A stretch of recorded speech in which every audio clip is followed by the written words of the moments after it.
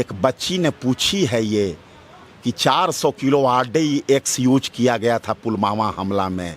वो तो आज तक आप पता नहीं लगा पाए कि वो 400 किलो कौन RDX लेकर के आया था। देश के जितने IAS IPS IFS करने वाले, UPSC करने वाले जो भी छात्र हमारे हैं, प्रिंट मीडिया पर भरोसा करते हैं, एक ही अखबार पर भरोसा करते हैं, उसका नाम है द हिंदू। देश नहीं विश्व की सबसे भ्रष्टाचारी पार्टी भाजपा सिद्ध हुई है, जो भाजपा ने विगत 4 वर्षों में ही केवल 6060 करोड़ रुपया वसूलने का काम किया है। उसमें कोविड शील्ड भी है जो कि 518 करोड़ रुपया एक दिन में दिया है। कि दुनिया का सबसे बड़ा महामारी कोरोना आया, उस कोरोना को भी, उस आपदा को भी मोदी जी ने अवसर बनाने का काम किया। चंदा लो दो और धंधा लो। आज उनके विधायक MP ये बोल रहे हैं खुले रूप से मन से कि 400 के पार आवेगा तभी तो मैं संविधान को बदलूंगा। देश में लोकसभा का चुनाव है और बिहार में लोकसभा की कुल 40 सीटें हैं। 40 सीटों में से जो 4 लोकसभा की सीटें हैं उसमें से गया का जो नाम आता है वो सबसे पहले आता है, क्योंकि यहाँ पे 19 तारीख को लोकसभा का चुनाव है और महागठबंधन के तरफ से कुमार सर्वजीत जी को यहाँ पे टिकट दिया गया है। अभी महागठबंधन के ऑफिस कार्यालय में हम मौजूद हैं। हमारे साथ महागठबंधन के कार्यकर्ता लोग हमारे साथ मौजूद हैं। इन लोगों से बातें करेंगे कि क्या इस बार मोदी जी की जो 400 पार का आंकड़ा है उसको ये लोग रोक पाएंगे कि नहीं, और उसको रोकने के लिए ये लोग क्या क्या स्ट्रेटेजी अपना रहे हैं, क्योंकि भाजपा का कहीं कहीं विरोध भी देखना पड़ रहा है तो कहीं कहीं समर्थन भी देखना पड़ रहा है। बाकी यहाँ पे जो महागठबंधन के लोग हैं, यहाँ पे सर्वजीत जी को जिताने के लिए क्या क्या ये हथकंडा अपना रहे हैं, लोग बातें करेंगे। सर बहुत बहुत स्वागत है। क्या इस बार जो मोदी जी की गारंटी है 400 पार, हैट्रिक की गारंटी है, इसको कैसे रोक पाएंगे आप लोग? थोड़ा इस पे अपना बयान दीजिए सर। देखिए, इस बार के चुनाव में मोदी जी पूरी तरह से नर्वस हैं, क्योंकि इस बार देश की 140 करोड़ जनमानस इस चुनाव में मुख्य मुद्दा माना है बेरोजगारी को, मुख्य मुद्दा माना है महंगाई को, और भाजपा को विश्व की सबसे घोटालेबाज और भ्रष्टाचार पार्टी प्रमाणित किया, जो कि हाल में इलेक्ट्रल बॉन्ड घोटाला हुआ है। आज अखबारों में आप देखें, मोदी जी चर्चा कर रहे हैं खान पान का। देश के प्रधानमंत्री ये चर्चा कर रहे हैं कि कांग्रेस हिंदू लोगों को तबाह कर रही है, लोग सावन में मीट मछली खा रहे हैं। क्या यही सुनना चाहती है देश की जनता? इस लोकतंत्र के 5 वर्षों के महापर्व में देश की जनता उनसे सुनना चाहती थी कि आप महंगाई को कैसे दूर करेंगे, आप भ्रष्टाचार को कैसे मिटाएंगे, आप रोजगार कैसे देंगे, क्योंकि 2 बार आप जुमलेबाजी कर चुके हैं। यहाँ 2 बार देश की जनमानस को आप झांसे में ले चुके हैं। 2014 के चुनाव में आपने वादा किया था कि मैं काला धन विदेश से लाऊंगा और देश के जनमानस के सब के खातों में हम 15-15 लाख देंगे, हम 2 करोड़ प्रति वर्ष नौकरी देंगे। उस हिसाब से 10 वर्ष उनका शासनकाल हुआ, 2 टर्म, अभी तक तो 20 करोड़ लोगों को रोजगार मिलती। लेकिन दुर्भाग्य इस बात का है कि अभी केंद्र सरकार के विभिन्न विभागों में, जिसमें रेलवे सबसे अग्रणी है, 30 लाख पद खाली है। दूसरी तरफ इंडिया गठबंधन के बड़े नेता, खास करके राहुल गांधी, विगत चुनाव से पहले ही 6 माह पहले से ही वे कन्याकुमारी से कश्मीर की पैदल यात्रा किए, 4000 किलोमीटर का, जो कि विश्व रिकॉर्ड है। लिखा उनके पदयात्रा के समय में विश्व का मीडिया ने कि विश्व के लोकतंत्र का इकलौता महानायक है राहुल गांधी, जिसने 4000 किलोमीटर पैदल यात्रा की। और उस 4000 पैदल यात्रा में देश के किसानों का दर्द वो समझे, देश के नौजवानों का दर्द समझे, देश के मछुआरों का दर्द समझे, देश के कारपेंटर का दर्द समझे, देश के कूली को समझे, देश के धान काटने वाले किसान के बीच गए। सारे जगहों पर वो गए और सबों से रूबरू होकर के उनके जन समस्याओं से अवगत हुए। और पूरे देश में अगर विपक्ष की कोई आवाज़ है, लोकतंत्र में जनमानस की कोई आवाज़ है, तो राहुल गांधी मोदी सरकार के नाकामियों का को पूरी तरह से वो विफलताओं और नाकामियों को उजागर करते आ रहे हैं। उनका नारा है कि ना मैं डरूंगा न झुकूंगा। आज कुछ होने के बावजूद भी मोदी जी कह रहे हैं कि अच्छे दिन आएंगे, 10 लाख जो है कि नौकरी का 2 करोड़ जो नौकरी का वादा किया तो वो भी फेल हो गया, लेकिन 10 साल बेमिसाल का जो नारा दिए तो फिर कह रहे हैं 10 साल बेमिसाल। ये 10 साल बेमिसाल कैसे हो गया? अभी मैं ये भी देखा, अभी मैं देख रहा था सोशल मीडिया पर, एक बच्ची ने पूछी है ये कि 400 किलो RDX यूज किया गया था पुलवामा हमला में, वो तो आज तक आप पता नहीं लगा पाए कि वो 400 किलो कौन RDX लेकर के आया था, जिसके नाम पर आप एक चुनाव जीत गए 2019 की पुलवामा हमला पर। उस पर आपने कुछ भी नहीं अभी लाया सामने कि कौन वो लाया था, कौन क्या किया था, लेकिन आप 400 पार की बात कर रहे हैं। तो मैं बताना चाहता हूं, देश के संसदीय इतिहास में देश के आज तक जितने चुनाव हुए हैं, भारतीय राष्ट्रीय कांग्रेस पार्टी ही 1984 में चुनाव में राजीव गांधी के नेतृत्व में जो चुनाव लड़ी गई थी वही आज तक 400 पार हुआ है, 404 सीटें आई थी, वही वो बोल रहे हैं। लेकिन उनका वो दीप स्वप्न है। आज देश की प्रतिष्ठित अखबार द हिंदू ने परसों छापने का काम किया है, वो मुद्दे पर सर्वे कर रही है। आज हम हिंदू अखबार का नाम क्यों लेते हैं? देश के जितने IAS IPS IFS करने वाले, UPSC करने वाले जो भी छात्र हमारे हैं, वो एक ही प्रिंट मीडिया पर भरोसा करते हैं, एक ही अखबार पर भरोसा करते हैं, उसका नाम है द हिंदू, जिसने मुद्दों का सर्वे किया और उसके सर्वे में ये बात खुल करके सामने आई है कि देश की 62% जनता मान रहा है बेरोजगारी को मुद्दा, मान रहा है महंगाई को मुद्दा।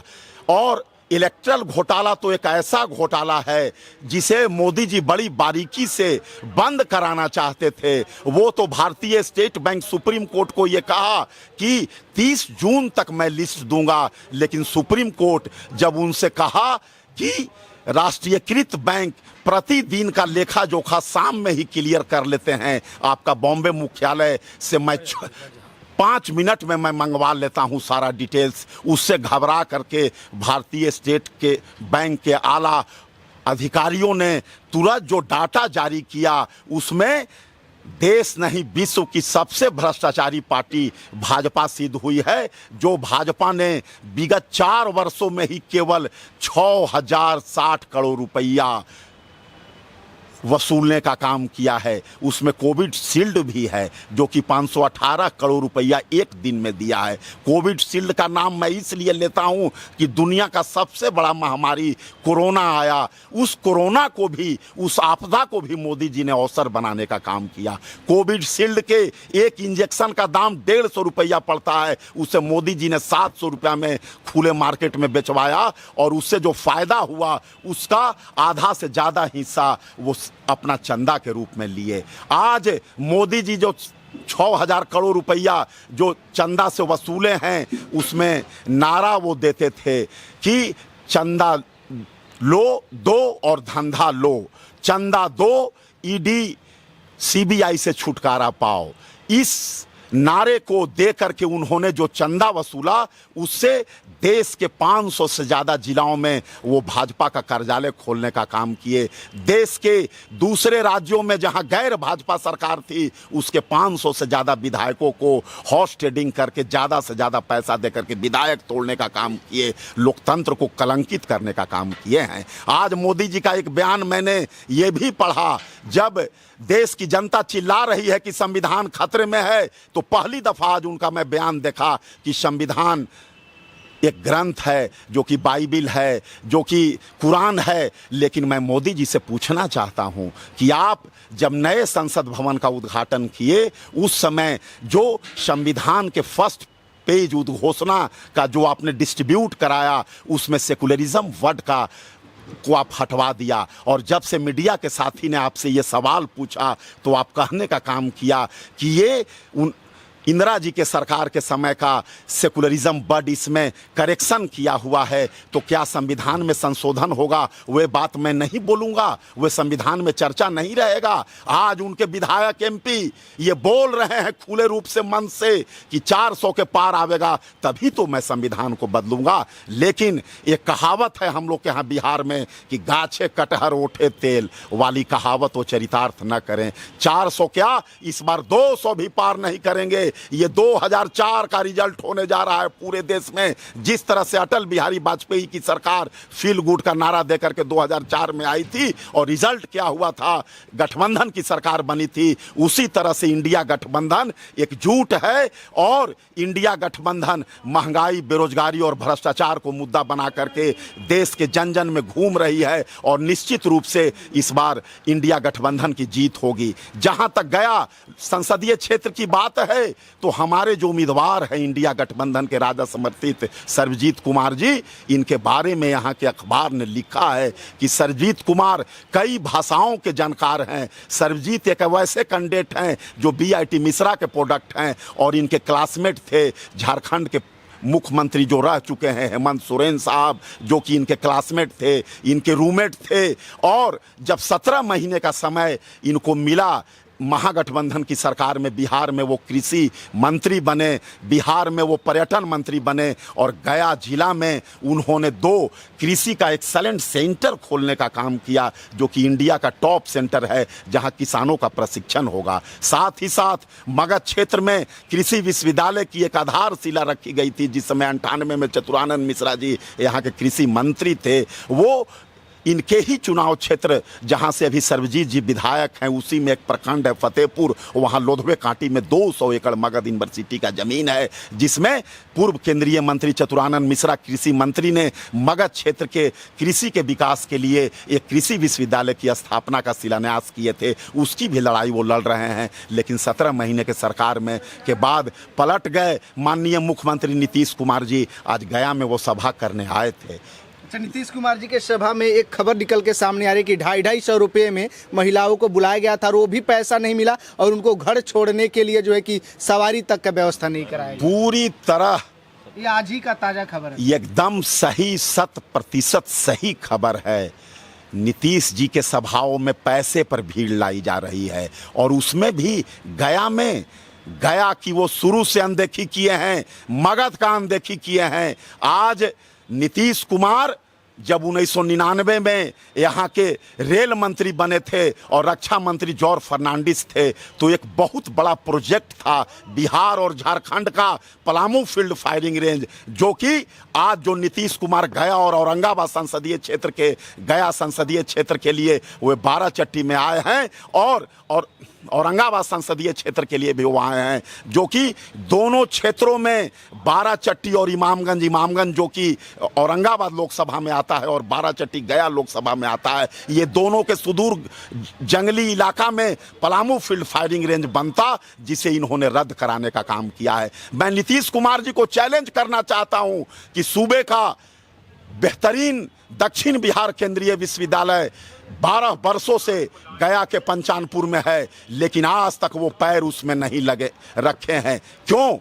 सारे प्रोग्राम्स होते हैं, जब भी नीतीश कुमार को बुलाया जाता है इस सेंट्रल यूनिवर्सिटी में तो वो नहीं आते हैं। उसका मुख्य कारण है कि जब गयावासी सेंट्रल यूनिवर्सिटी का आंदोलन कर रहे थे तो उस समय नीतीश कुमार बोले थे कि गया के लोग लार न टपकावे, गया में केंद्रीय विश्वविद्यालय नहीं बनेगी। लेकिन गया की जनता को मैं शाबाशी देना चाहता हूँ, गया के सभी राजनीतिक दल, सामाजिक संगठन, छात्र, नौजवान ने एक विशाल आंदोलन 6 महीना चला करके दक्षिण बिहार केंद्रीय विश्वविद्यालय की स्थापना कराने का काम किया, जिससे लाज के मारे वे आज तक मुख्यमंत्री रहते भर में केंद्रीय विश्वविद्यालय में कभी नहीं गए हैं। दक्षिण बिहार केंद्रीय विश्वविद्यालय में गया, जो कि अति प्राचीन अंतर्राष्ट्रीय ख्याति प्राप्त विश्व पर्यटन मानचित्र पर अपना स्थान रखने वाला देश का टॉप शहरों में है, लेकिन दुर्भाग्य इस बात का है कि गया को देश के स्मार्ट शहरों की सूची में शामिल नहीं की गई है, जबकि बिहार के पटना के बाद गया महत्वपूर्ण है, लेकिन पटना के बाद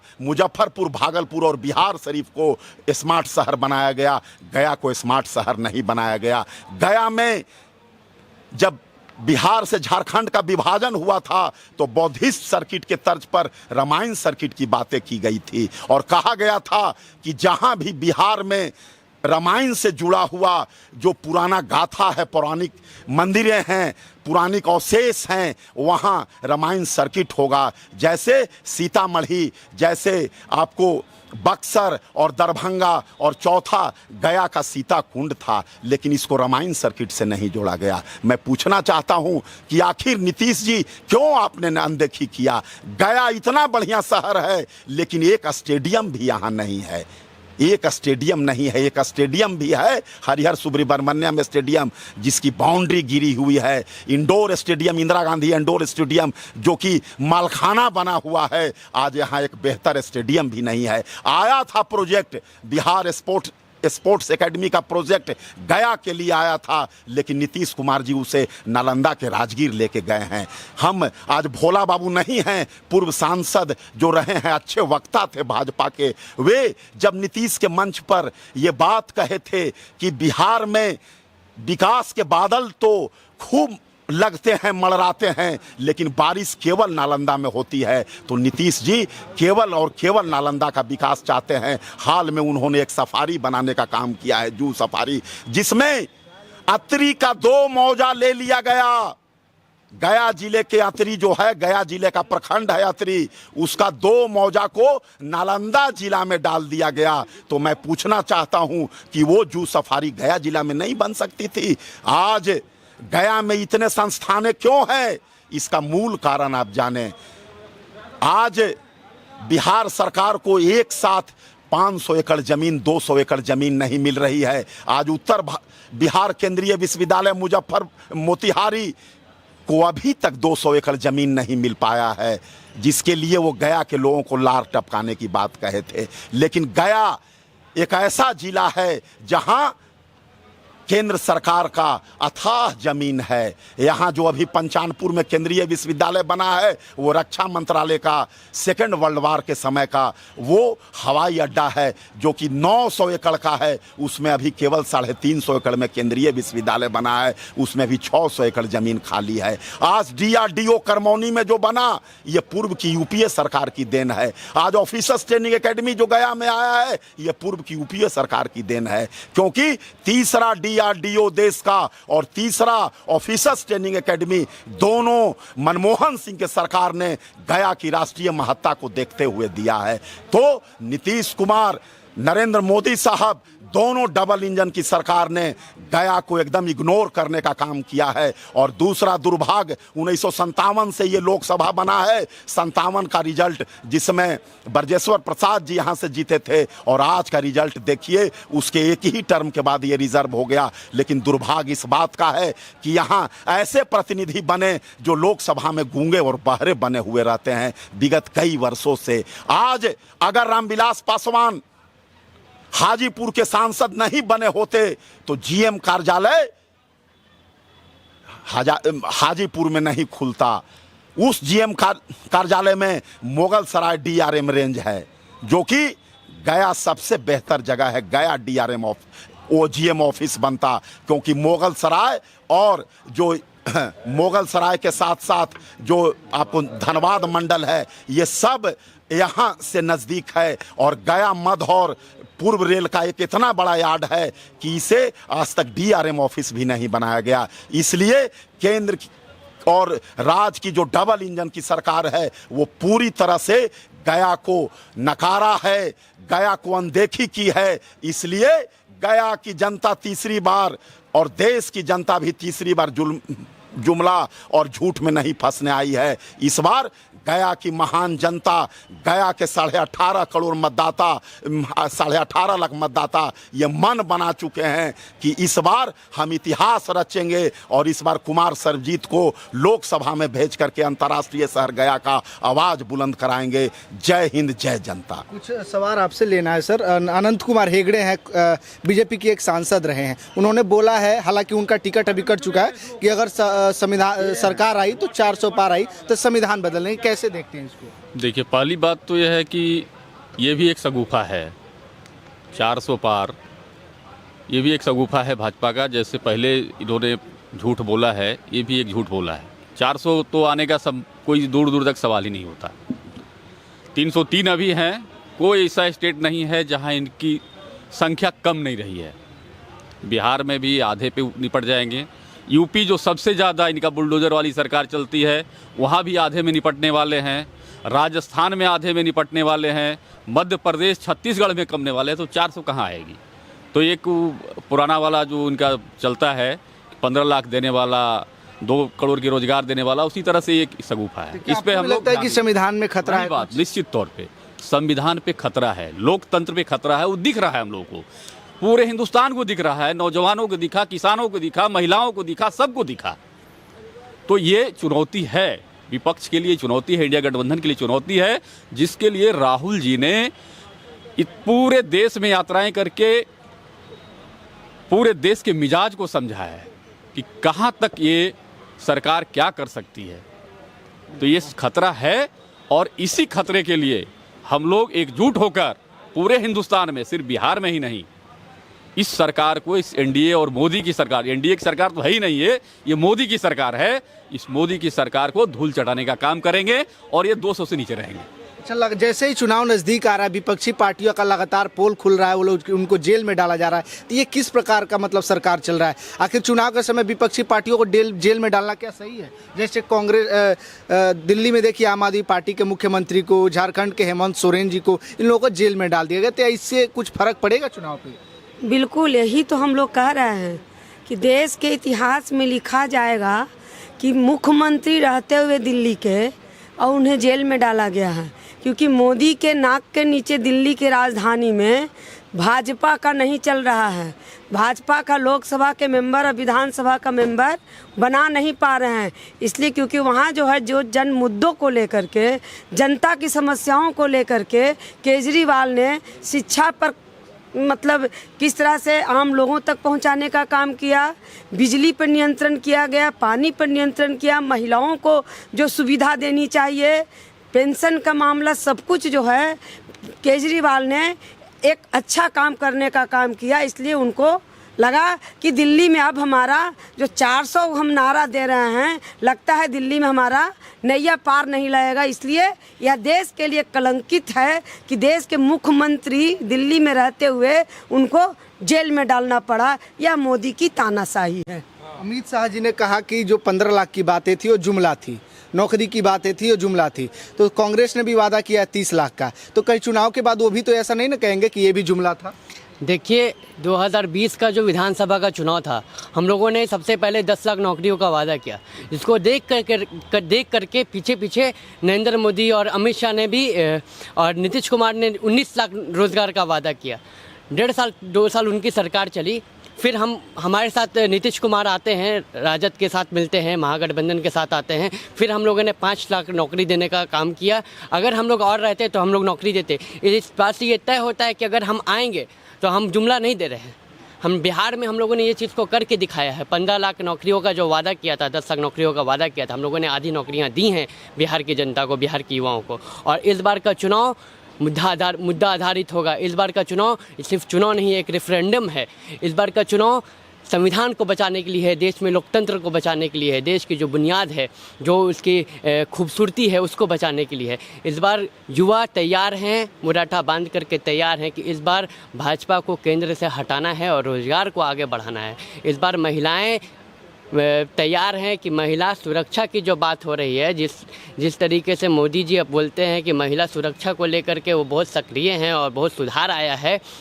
हम लोगों ने 14 साल में देखा है कि किस तरीके से बीजेपी के जो नेता हैं, चाहे वो उनके एक्स होम मिनिस्टर हों या फिर कुलदीप सेंगर जैसे नेता हैं, किस तरीके से महिलाओं का करते हैं, किस तरीके से उनके महिलाओं के ऊपर उत्पीड़न है। हम लोगों ने हाल फिलहाल में देखा है मणिपुर में क्या हुआ, महिलाओं के साथ क्या दुर्गति आई है, चाहे वो महिलाएं हों। हम लोगों ने कोविड-19 में देखा है कि किस तरीके से स्वास्थ्य का हाल है।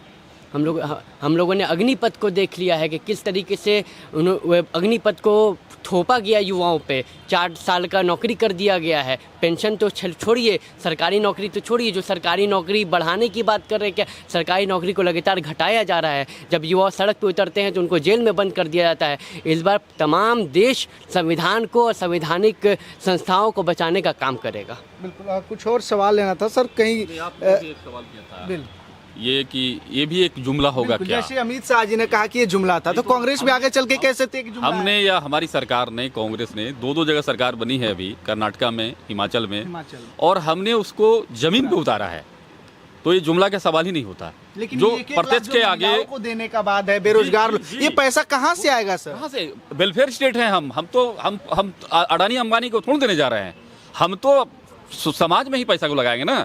हमारा ऐसा थोड़ा है, आज पूरे की पूरी बड़े बड़े जो इंडस्ट्री हैं, बड़े बड़े जो सरकारी वो हैं, वो सब भी अडानी और अंबानी को दे दिया। 115 कोयला खादान है, वो अडानी और अंबानी और बड़े बड़े उद्योगपतियों को दे दिया गया।